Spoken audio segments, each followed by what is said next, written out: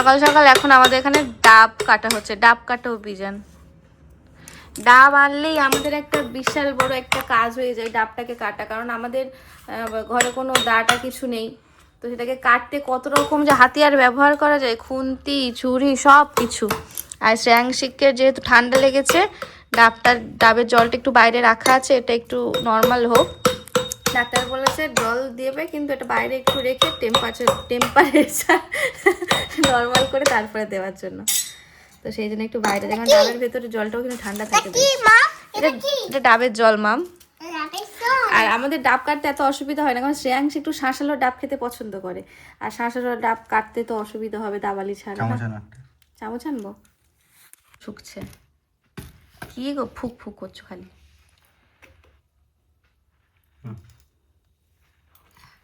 বাইরে টাইম করে জল এসছে, আর কয়েকদিন ধরে আমাদের জল ঘরে, আর তার জন্য রান্না বান্নার প্রচুর অসুবিধে হচ্ছে। রান্নার জন্য কেনা জলে রান্না করা হচ্ছে, যখনই জল আনতে আসি দেখি জল থাকে না। তো আজকে জল এসছে, এই যে এই বোতল, এই বালতি সব ভরে নেব। শ্রেয়াংশের জন্য খাবার বসিয়ে দিয়েছি, আর আমি দুপুরবেলা যে রুটি তরকারি খেয়ে নেব। আর এখন জলটা ভরে নিয়ে যাচ্ছি, কারণ লাগবে না, পরে লাগবে, ওই জন্য।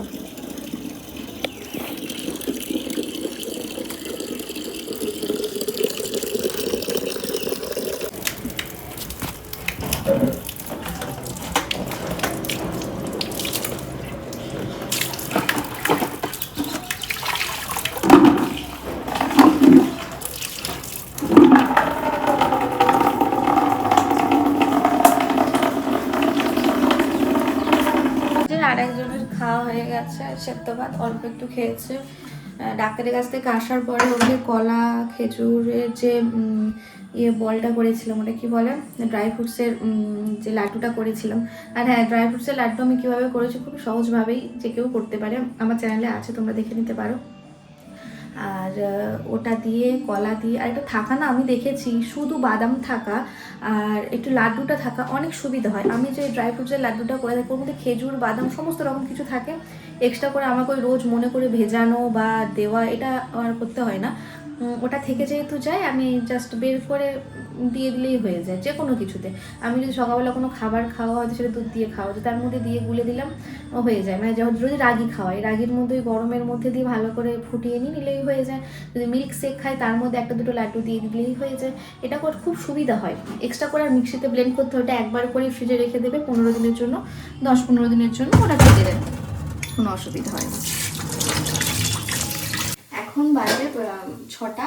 আজকে শ্রেয়াংশী বন্ধুগুলোকে একটু বিস্কুট খেয়েছে, ও এখন বলছে আমি স্যুপ খাবো, তা ওর জন্য আমি স্যুপ বানাচ্ছি। তাহলে ওর জন্য এইভাবেই স্যুপ বানাই। এই স্যুপ বানানোটা তেমন কিছুই নয়, তোমরা সকলে এটা খুবই সাধারণ জিনিস, সাধারণভাবে বানাতে পারবে। আর এটাও না আমি নিজে থেকে জানি না, আমিও অন্যের ভিডিও থেকে শিখেছি। তো আমি প্রথমে একটু তোমরা বাটার বা ঘি যাই হোক দেবে, তেল দেবে না। তো তার মধ্যে একটু রসুন কুচি দিয়ে দেবে, তারপরে দিয়ে দেবে, এটা ভাজা ভাজা হয়ে গেলে দিয়ে দেবে অল্প একদম জল, যতটুকু পরিমাণ ততটুকুই জল দেবেন, বেশি দেবেন না, কারণ বেশি ফুটবে না। তো অল্পই একদম জল দেবে, দেওয়ার পরে তা কী করবেন বলুন তো, জলটাকে ফুটতে দেবে। জলটাকে একটু হালকা ফুটলেই ওর মধ্যে একটা কাঁচা ডিম ভেঙে দেবে, দিয়ে ভালো করে ওটাকে একদম খুন্তি দিয়ে গুলিয়ে একদম শরবত বানিয়ে দেবে। দিয়ে তারপর ওর মধ্যে লবণ আর গোলমরিচ গুঁড়ো দিয়ে দেবেন, ব্যাস ডান স্যুপ। আর বেশি ফোটাবেন না, ফোটালেই কী হয়, ডিমটা বেশি শক্ত হয়ে যায়। হালকা পাতলা একটু গরম হলেই মানে ফুটলেই নামিয়ে নেবেন, যাতে সেদ্ধ হয়ে যায় এমনভাবে নামিয়ে নেবেন। আর হচ্ছে আমি স্যুপটা নর্মাল পাতলাই রাখবো। আর তারপর যদি ঘন করতে চাও তো করে দেবে, ওই যে কর্নফ্লাওয়ারগুলো দিতে পারো। তো আমি আর অত কিছু করিনি, আমি নর্মালি যেমন তেমনই রেখেছি। আর ডিমটাকে একটুখানি ভালো করে ফুটিয়ে নিয়ে আমি বেশি ফোটাবো না, কারণ শক্ত হয়ে যাবে, তখন ওটা গিলতে অসুবিধা হবে, তখন চিবিয়ে খেতে হবে স্যুপটাকে। তো সেই জন্য আর কি আমি এইভাবেই আর কি, তোমরাও তোমাদের বাচ্চার জন্য বানাতে পারো। আর এই যে স্যুপ জিনিসটা, এটা ওদের মুখে খুবই ভালো লাগে। আর শরীর খারাপ হলে তো জ্বর মুখে যখন কিছুই খেতে চায় না, আমার মেয়ে এই স্যুপটাই খেতে পছন্দ করে। তো আমি এটাকে ওকে বানিয়ে দিই, 1 বার 2 বার বানিয়ে দিই। তো এটা খুব পছন্দ করে। তোমরাও তোমাদের বাচ্চা ট্রাই করতে পারো। আর কার কেমন লাগলো অবশ্যই আমাকে কমেন্টে জানাবে। আর আজকের শ্রেয়াংশীকে হচ্ছে এইটা ডাক্তার দেখাতে নিয়ে গেছিলাম। তো এটা খাওয়ানোর পরে ওকে আবার ঠান্ডা লাগার ওষুধ খাওয়াতে হবে। তো স্যুপটা তো হয়ে গেছে, আর এই স্যুপটাও এতটাই পছন্দ করে, তো স্যুপের শেষ বিন্দু পর্যন্ত ও ছাড়ে না। পুরো একদম ধুয়ে মুছে চেটে সাফ করে দিতে পারলেই ও মানে খুব খুশি হয়। তো এটা এবার আমি শ্রেয়াংশীকে দিয়ে আসি। এই শ্রেয়াংশী, এই যে তোমার স্যুপ গরম, সরো। তোমার স্যুপ পছন্দ? যে খেলা করছে রান্নাবাটি এটা ওটা নিয়ে, যে চারিদিকে নিয়ে খেলা করছে। তো চলো আজকে এবার রাতের রান্নাটা তো শুরু করতে হবে নাকি।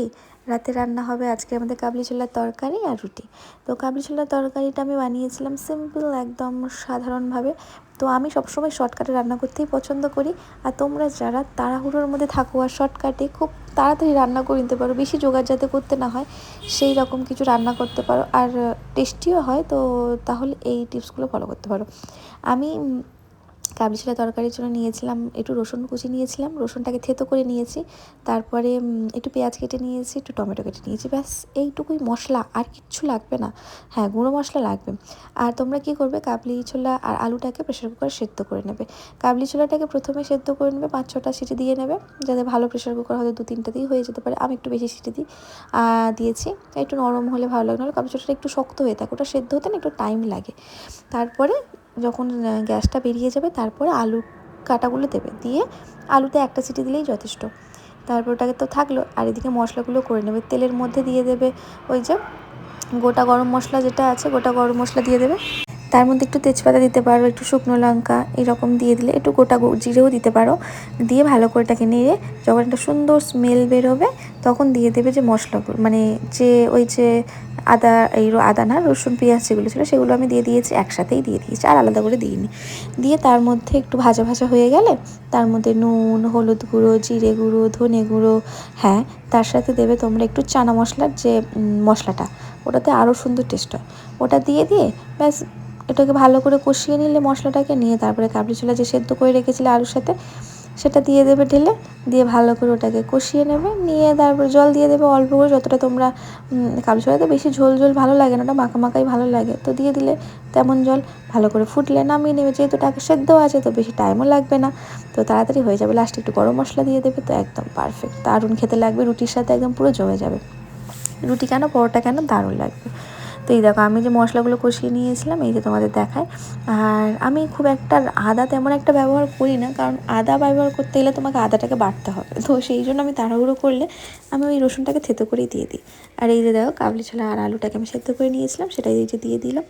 আর আমার আজকে কাবলি ছোলাটা কেমন হয়েছে দেখো। হ্যাঁ, যাদের আরেকটা কথা বলি, হয়তো তোমরা ভুলে গেছো কাবলি ছোলাটাকে ভেজাতে, তোমরা কি করবে, গরম জলে যদি হাতে 3-4 ঘন্টা কি এরকম টাইম থাকে, তোমরা কি করবে কাবলি ছোলাটাকে গরম জলে, ফুটন্ত গরম জলে একটু ফুটিয়ে নিয়ে সেটাকে ভিজতে দেবে। হ্যাঁ, তারপর যখন প্রেশার কুকারে সিটি দেবে তখন একটু বেশি করে দেবে, যা দাও তার থেকে একটু ডবল হয়তো সিটি দিলে জিনিসটা সেদ্ধ হয়ে যাবে। তো এদিকে আমি রান্না করছি, শ্রেয়াংশীর মাথা দেখতে পাচ্ছ, ও এসে এখানে বিরক্ত করছে, বারবার বলছে মাম্মাম ঘরে যাও, এখানে গরম তেল, কোথায় ঠিকরে যাবে, বিপদ হতে কি মানুষের বলো বেশিক্ষণ টাইম লাগে না। আমি তো মার কথা শুনবো না, ও এখানেই দাঁড়িয়ে আছে, কারণ ও রুটি খাবে। আর আমি এই কাবলি ছোলাটাকে কষিয়ে তারপরে আমি রুটি বানাবো, তবেই আমি ওকে রুটি দিতে পারবো। আমাকে বারবার বলছে মামা ঘরে যাও, না ও তো যাবে না, ও এখানেই কোলে নাও। আর বাচ্চাকে নিয়ে যখন একা থাকে না তখন এই বায়নাগুলোতে ধরতে থাকে। আগে না শ্রেয়াংশ এরকম বায়না করতো না, কিন্তু এখন খালি বায়না করে মা কোলে নাও ঘরে থাকলে, এইরকমই আর কি করে। তো এই যে আমি একবার করে ওকে দেখছি আর একবার করে রান্না করছি। তো তোমরা কারা কারা এরকম বাচ্চাকে নিয়ে একা একা থাকো অবশ্যই আমাকে জানিও, কিন্তু জানাতে ভুলবে না। আর আমার ভিডিওটা তোমাদের কেমন লাগে তো সেটাও জানিও। আমি না সচরাচর খুব একটা ভিডিও দিতে পারি না, আর টাইম হয়ে ওঠে না আর কি। আমার ওই যে ভিডিওটা করে এডিট করাটা যেন আমার বিশাল বড় ঝামেলা মনে হয়। আমার ভিডিও পড়ে থাকে গ্যালারিতে, আর অনেক সময় ভিডিও করা হয়ে ওঠে না, কারণ এত তাড়াহুড়োর মধ্যে কাজকর্মগুলো শেষ করি, তো আমি ভুলে তো যাই এক নম্বর, আর 2 নম্বর হচ্ছে আমি ক্যামেরাটাকে কোথায় রেখে কীভাবে করবো, যেহেতু আমার কোনো স্ট্যান্ড নেই, এটা হচ্ছে সমস্যা হয়ে যায়।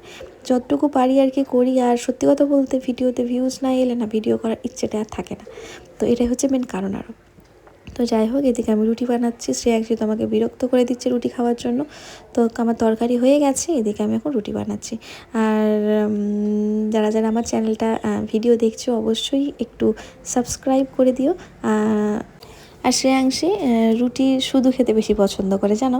ও হচ্ছে শুধু রুটিটা দুধ রুটির থেকে বেশি পছন্দ করে। ও দুধ দিয়ে রুটি খেতে পছন্দ করে না, ও শুধুটা খেতে পছন্দ করে। সেই জন্য ওকে আমি রুটি করে ছোটো ছোটো করে পিস করে ওকে বাটিতে দিই, আর ওটাই ও ঘুরতে ফিরতে খেয়ে নেয়। আর ওই একটা রুটি রাত্রের ওর ডিনার, ওটাই খেয়ে নেয়, আর কিছু খেতে চায় না। যদি আমরা যখন খাই তখন যদি একটু খেলো তো খেলো রুটি, এছাড়া ওরা কিছু খায় না, ওটাই ওর রাতে ডিনার হয়ে যায়।